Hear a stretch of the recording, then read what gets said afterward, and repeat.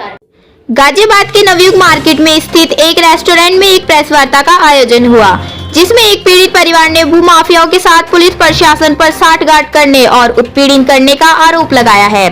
साथ ही उन्होंने कहा कि अगर उन्हें न्याय नहीं मिला तो वह आत्मदाह करने को मजबूर हो जाएंगे। उन्होंने बताया कि लगभग 2 वर्षों से हमारे परिवार का सामना सक्रिय भूमाफियाओं से पवन कुमार, राजेंद्र कुमार, रविंद्र गोयल, उमाकांत शर्मा, पृथ्वी सिंह, लाला गैंगस्टर, इकबाल कुरैशी, रोहतास नागर, हरेंद्र, समूरुद्दीन, हुसैन बानो, नितिन देसाई, विक्रम दिगान, यूनुस मलिक, रियाजुद्दीन मलिक, नाइमुद्दीन मलिक, यूसुफ मलिक, जो कि आपराधिक प्रवृत्ति के लोग हैं। इनमें कई लोगों पर गैंगस्टर सहित अन्य आपराधिक मुकदमे दर्ज हैं एवं उनके साथ में 15 से 20 अज्ञात अधिवक्ता एवं महिलाओं का एक बड़ा समूह है। अंत में पीड़ित परिवार ने गुहार लगाते हुए कहा कि अगर अब हमें न्याय नहीं मिल सका तो अब हमारे पास आत्महत्या करने के अलावा कोई विकल्प नहीं बचा है।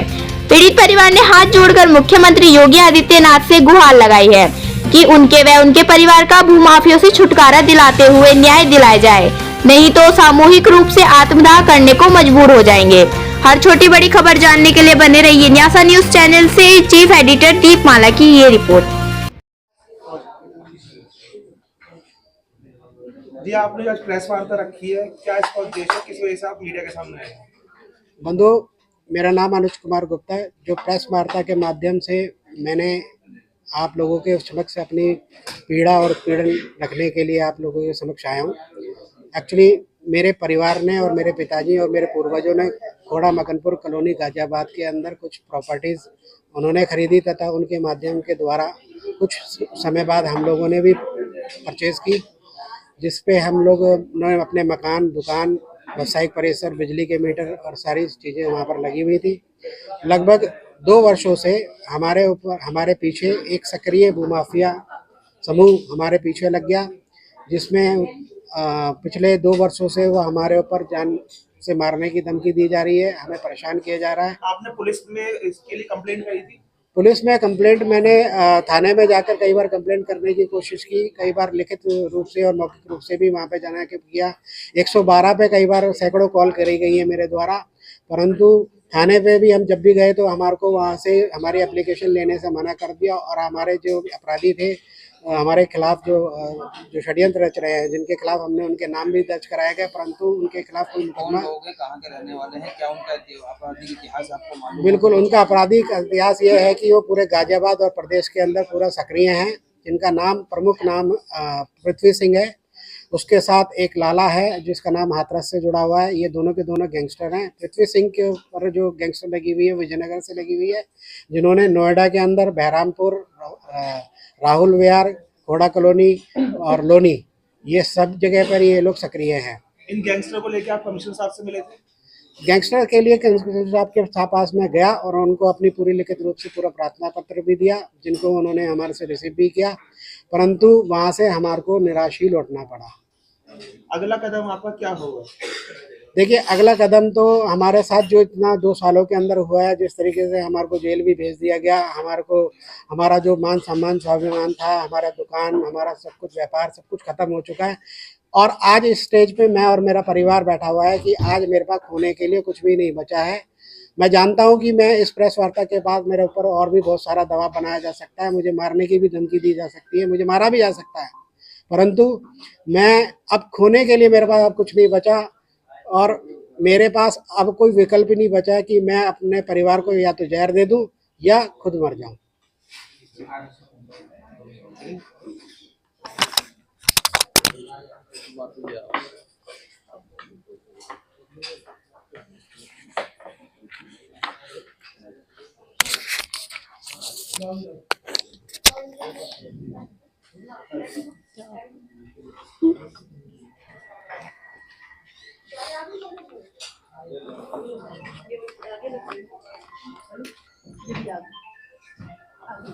मैं उर्मिला गुप्ता, उम्र है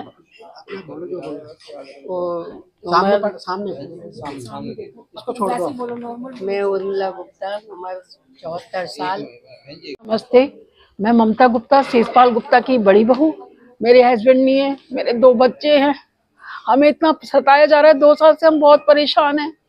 मेरे बेटे को बार बार उठा के ले जाते हैं, उसको मारते हैं, पीटते हैं, धमकियां देते हैं। हम बहुत परेशान हैं, 2 साल से धक्के खा रहे हैं। काम धंधा भी नहीं है, कुछ नहीं है, मेरे पति भी नहीं है, बच्चे ही काम करते हैं, तभी हमारे घर का गुजारा चलता है। उसमें भी हमें धमकियां देते हैं, हमसे गलत व्यवहार करते हैं, परेशान कर रहे हैं। और 4 महीने से तो जब मेरे देवर दोनों अंदर हो गए तो हम घर से भी बाहर है। 4 महीने हो गए, बच्चों का सारा काम खत्म, बच्चे स्कूल जाने वाले हैं, वो नहीं जा पा रहे, पढ़ाई खत्म हो गई है, हमारा सब कुछ खत्म हो चुका है। मेरे ससुर ने ये बहुत मेहनत से ये प्रॉपर्टी बनाई थी मेरे बच्चों के लिए कि आगे वो कुछ कर पाए। अब हम इतने परेशान हैं, अगर हमारी नहीं सुनवाई हुई हम सब खत्म हो जाएंगे। प्लीज हमारी बात सुनिए। कौन लोग हैं जो आपको धमका रहे हैं, कौन लोग हैं जो आपको परेशान कर रहे हैं? वहीं के गुंडे हैं, पुलिस वाले हैं, पुलिस वाले उन्हीं की फेवर लेते हैं, वो हमारा तो साथ देते तो आज यहाँ तक नौबत ही नहीं आती, आज नौबत ही नहीं आती। हमेशा धमकियां ही दे के जाते हैं और उल्टा हमारे को ही बोलते हैं कि तुम लोग यहाँ पे बैठे हुए हो। हमारे जाने के बाद भी उन्होंने ताला तोड़ के गुंडे बिठा दिए, खुद आ रहे हैं हमारे घर पर, पुलिस जा रही है, गुंडे जा रहे हैं गाड़ी में बैठ बैठ के। जब आसपास वालों से पता लगता है तो हम कहाँ रहे? 4 महीने हो गए सर्दी में, हम कहाँ रहे, किसके पास जाए? कोई सुनवाई नहीं हो रही। जो कर सकते हैं वो हम कर चुके हैं, इससे ज्यादा हम कुछ नहीं कर पा रहे। मेरे बच्चों को खतरा है, अगर कल को मेरे बच्चों को, मेरे परिवार को, मेरी सास को, मेरे देवर को कुछ भी होता है तो यही लोग जिम्मेवार हैं। अगर हमारे पे जरा सी भी कोई बात होती है तो यही जिम्मेदार है। प्लीज कृपा करके हमारी सहायता कीजिए सभी लोग। चलाकर अपने परिवार का पालन पोषण कर रहा हूँ। पिछले कई वर्षों से मेरा निवास और मेरा व्यापार दोनों ही उत्तर प्रदेश में है। लगभग 35 वर्ष पूर्व मेरे स्वर्गीय पिताजी, स्वर्गीय माताजी, उसके बाद मेरे और मेरे परिवार के सदस्यों द्वारा लोकप्रिय विहार ग्राम मकनपुर खोड़ा कॉलोनी, तहसील गाजियाबाद, उत्तर प्रदेश में अपने परिवार के उज्ज्वल भविष्य के लिए अलग अलग समय के उपरांत अलग अलग प्लॉट खरीदे थे, जो कि मेरी माता पिता की मृत्यु के पश्चात मुझे विरासत के रूप में मिले हैं, जिसे हम पिछले 35 वर्षों से प्रयोग कर रहे हैं तथा अपने मकान एवं व्यावसायिक परिसर पर लगभग 35 वर्ष से मालिक काबिज चले आ रहे हैं, जिनका हम निरंतर उसकी देखभाल इत्यादि भी कर रहे हैं। हमारे पास सभी भूमियों से संबंधित सभी आवश्यक दस्तावेज भी उपलब्ध हैं, जिसमें हमारे कुछ हमने किराएदार भी रखे हुए थे, बिजली के कनेक्शन, बिजली के मीटर, नगर पालिका का टैक्स और ये सभी चीज़ें हैं। और जिसमें कि उस कॉलोनी के अंदर सन 2007 से मेरा अपना बेकरी और किचन इक्विपमेंट का व्यापार है, जिसमें मेरा इंपोर्ट का लाइसेंस भी वहीं से ही है।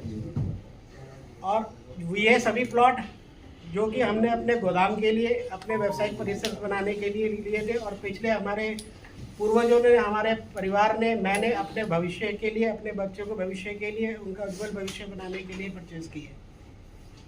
परंतु 2 वर्षों से हमारा तथा हमारे परिवार का सामना प्रदेश में सक्रिय भूमाफिया एवं बदमाश किस्म के लोगों से हो रहा है, जो कि सुनियोजित तरीके से हमारे व्यावसायिक एवं रिहायशी परिसर में दिन दहाड़े डकैती डालकर कब्जा एवं खुदकुट करने का प्रयास कर रहे हैं, तथा जिन्होंने कई बार मेरे और मेरे परिवार के सदस्यों पर दिन दहाड़े सामूहिक हमला करने का भी प्रयास किया गया।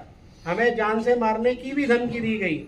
इन सभी घटित घटनाओं के एवं प्रकरण के लिए क्षेत्रीय निवासी जितने भी हैं, क्योंकि 35 साल से जो मेरे पिताजी हैं, मेरे चाचा थे, मेरे दादा थे, वो वहाँ के मौजूद आदमी थे, जिनको वहाँ पर बच्चा बड़े से लेके छोटा, क्योंकि 35 वर्ष में वो बच्चे भी आज बड़े हो गए हैं, क्योंकि हम भी उस टाइम पे 13, 14 साल के रहे थे।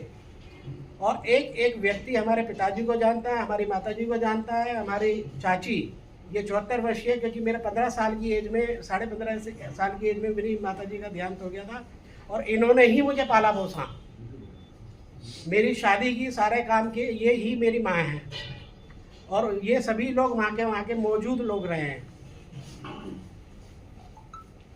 हमारे विपक्षी भूमाफिया अपने रसूख, बाहुबल तथा प्रशासन से साठगांठ करके लगभग 50 वर्ष खेत के पूर्व दस्तावेज लाकर खड़े हो रहे हैं, तैयार कर रखे हैं उन्होंने, और जिसमें अपने खेत का खसरा संख्या 1227 दिखाया गया है, और उसी आधार पर